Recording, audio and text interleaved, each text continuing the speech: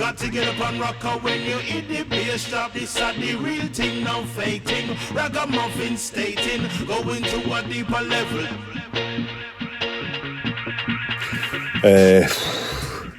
It's going to sound a bit set up, but actually Electric Brixton probably is favourite venue to perform in.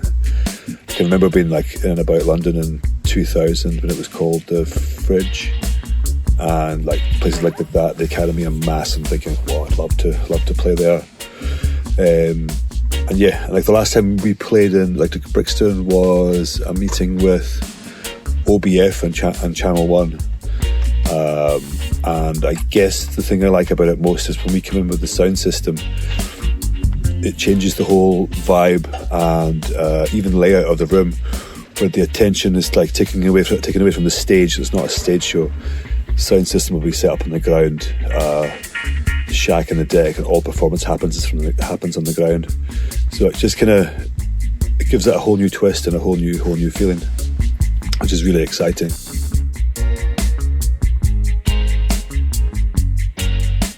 To be honest, getting to go out and attend venues doesn't happen that often, to be honest, just through both like touring and family life and commitments. But I guess the place I've been out to the most recently would be the Toll Bar in Glasgow, where there's lots of nice kind of local reggae events hosted by Decades of Dub, with lots of local acts going to play. It's just a nice, relaxed atmosphere.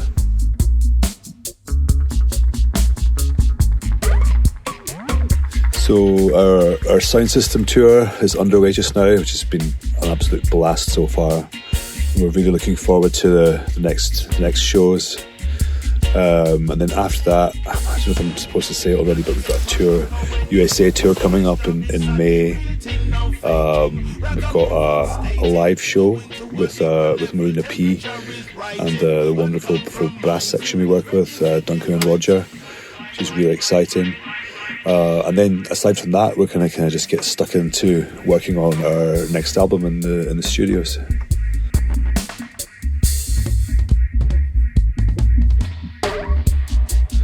Our sound system was born from a collective of people finding some speakers in the skip, and from there it kind of grew from I guess it was us wanting to kind of put on club nights in Glasgow, but at the time there was only a few places that had really good kind of PAs, and we kind of wanted to do something a bit differently.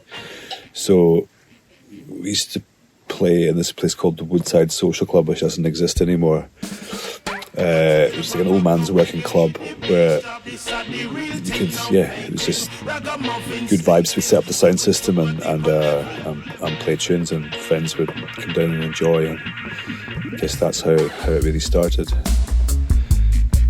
And I guess it's just built up and evolved from that into kind of what it is today. But yeah, still kind of core to it is the people who kind of come on the road, and it's a kind of good family affair and a good team, and that's kind of the real thing behind it, more than even speakers.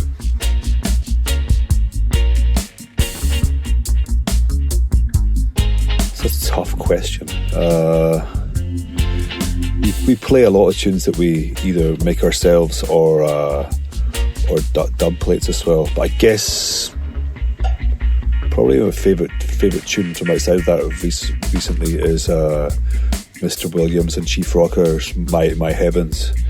We've done like a really tough relic of the Heavenless with it, which is just outstanding and just always goes off in the club. And I guess aside from that, probably having what's been kind of nice is cutting dub plates in the last kind of few years, which is where just for example, you'll have your favourite tunes and favourite artists. You'll go to them and ask them to make you a special where they will change the lyrics to maybe mention the sound and mention your name, and not in a kind of, you don't like, that's kind of the origins of dub plates. A lot of people do it in a kind of clashy kind of way where it's kind of a bit of an ego thing and will kill your sound. But for us, we see it kind of, we do it more as a homage to our favourite artists and favourite tunes. So I guess doing that in a sense is probably favourite tunes to play out.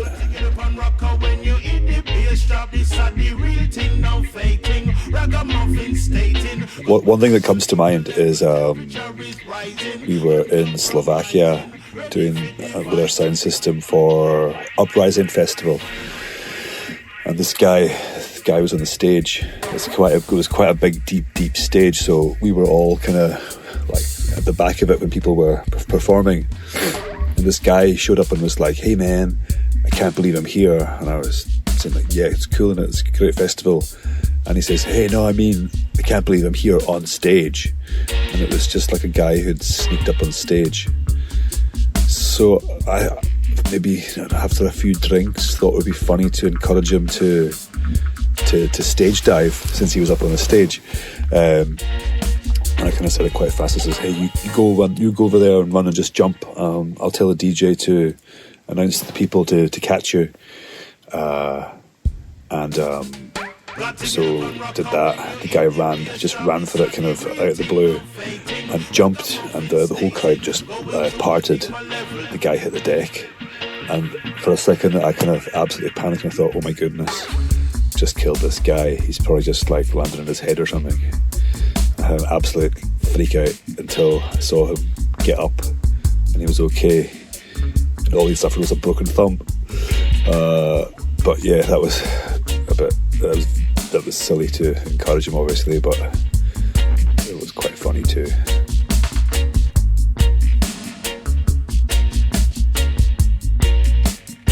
I think within the industry, it's a very male-dominated world, and that's been changing in the last few years, and rightly so. And I'd like to see that continue further, right across the board, with more representation, more balance, and more inclusion.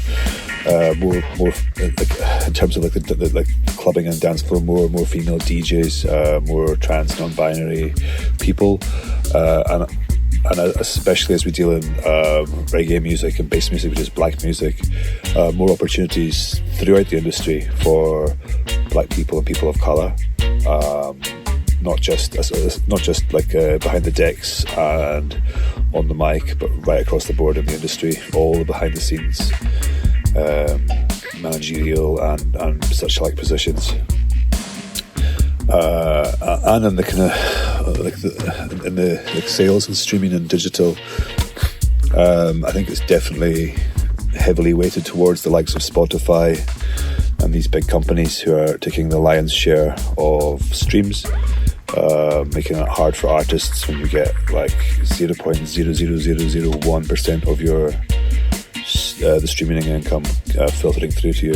That definitely needs to change as well.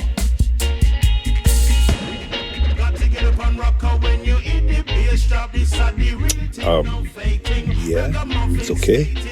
We repeat it every day, and it's definitely better than that Australian Vegemite. Definitely.